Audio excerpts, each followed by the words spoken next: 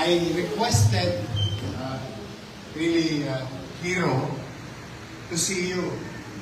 Ako nakisuyo, hindi, gusto kong makita yung mga lolo't lola ko. At lalo na siyempre yung PWD. Kasi alam niyo naman, pet project ko to noong una ko pang termino.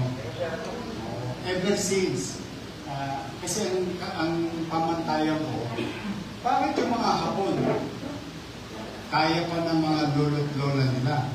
Bakit yung mga taga Hong Kong kaya pa ng mga lolo't lola nila? Matitibay din naman yung mga lolo't lola kung Manileño. Diba? May asim pa. That's why it became a policy of the city government of Manila during our WAS. Nung binigyan niyo ako ng unang pagkakataon, 2019-2020. Ngayon, salamat sa inyo, binalik niyo ako, ay binabalik ko unti-unti yung mga nasimulan na natin at pinalalawak natin. So I'm happy today, 46. Thanks to Jollibee, Shakey's, Papay, or Jollibee Group, lahat sila. Tapos may bago pa. Pati Starbucks, nag-hire na rin na senior. Kaya lang, hindi kayo pwede rin sa mocha frappuccino, ha? Pumalo yung mga diabetes. I'm really happy, excited, and proud of our PWD and senior citizen with all honesty. Happy na, excited pa ako para sa inyo. And this is the effort of the city. Makapansin nyo naman, sa Maynila, spoiled ang matanda. Okay. Bukod sa pagiging spoiled, additional value and recognition and still that you can be part of the economic ng syudad. But you're still being valued and importance is being given to each and every senior citizen. Kaya I'm proud of you, kalingan ninyo. Kaya pa ba ng mga buto-buto nyo? Kaya ba? Kasi marami na nauna sa inyo by the thousands. And this will be additional roster, and especially to our PWDs. I love you. Kasi sa senior ko lang sinasabi yun eh. Sa kanila, I love you. Ano yung proud ako sa kanila?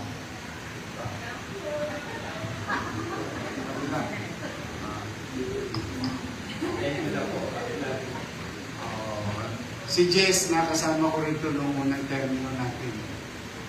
Katulad ng lagi kong binabanggit, habang tayo nandito sa Manila, walang bakla, walang tomboy, walang babae, walang lalaki, walang mahirap, walang middle class, walang mayaman, lahat pantay-pantay sa mata ng pamahalaan.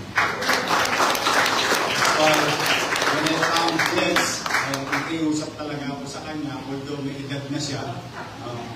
Pero kung dalaga pa kayo, binata pa to. Nakiusap ako para kahit paano, yung naalala niyo, di ba meron akong regular streaming or broadcasting. Nawag natin Your Best Hour or Talk to the People. Yan yung regular na ginagawa ko para i-update ang tao sa mga naganap, nagaganap, at magaganap sa ating mundo. And we wanted to reach further our PWDs. That's why, yan po, suggest natin natin isa. So anyway, kami ni Vice Mayor, magbibisita sa tindahan ninyo. Usually, nagsusurprise visit naman talaga ako. Katulad yun sa Papay, di ba? Tumayroon tayo doon sa Papay, doon sa may Robinson. Oo, nakadami ako doon. Tapos senior citizen yung nagsusunod. So, good luck. Huwag yung pipilitin ng sarili ninyo, ha? Baka mamaya, mahirapan kayo. You just tell us, Hero and the Peso family, thank you very much sa inyo. Palakpakan natin. Hindi na nakuha ng pensyon, ha? Ano na yan? Kasama. kalakasan, hindi na daw baha. Talaga naghahanap siya ng trabaho para sa ating bilang panghuli, umanatan kayo, alam ko mahirap ang buhay ko. Pakahirap. I think marami sa inyo kaninang umaga nasa palengke. Nasa grocery. Naramdaman nyo na. Naramdaman nyo na.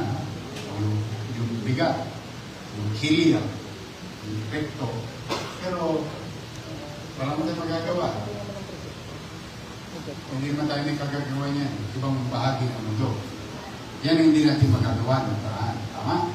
Pero bilang pamahalaan, the city of Manila, umanatag kayo, nagkagayak na ako sa mga bagay na may paramdaman lamang natin.